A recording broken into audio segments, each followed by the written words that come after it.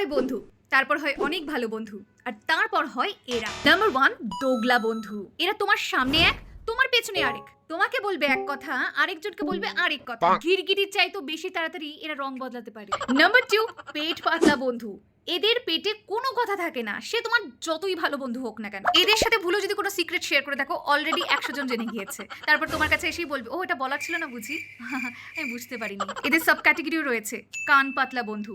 এরা কানকোর মতো কান দিয়ে সবার কথা শুনে বিশ্বাস করে নেয়। এরপর আসে কুচুটে বন্ধু। এরা তোমাকে দেখায় না, কিন্তু তোমার ভালো এরা সহ্য করতে পারে না।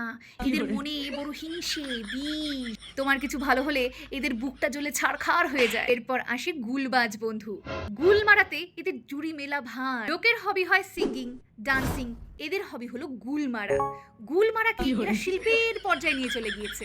কখন সত্যি কথা বলছে, কখন গুল মারছে, তুমি ধরতেই পারবে না। অ্যাপেন্ডিক্স বন্ধু। অ্যাপেন্ডিক্স যেমন আমাদের বডিতে রয়েছে কিন্তু কোনো কাজের না, এরা আমাদের কন্ট্যাক্ট লিস্টে পড়ে পড়ে জনসংখ্যা বাড়াচ্ছে কিন্তু কোনো কাজের না। আরেক ধরনের বন্ধু হলো জগৎ বন্ধু। ছোলে লাও অম্বলে কচু। সবার কাছে ভালো সাজা পাবলিক গুলো অ্যাকচুয়ালি কারো বন্ধু হয় না। Last but not the least, বাঁশবাজ বন্ধু। যেমন ভাবে খাল কেটে কুমির আনা হয়, তেমন ভাবে আমরা এদেরকে আমাদের জীবনে আনি।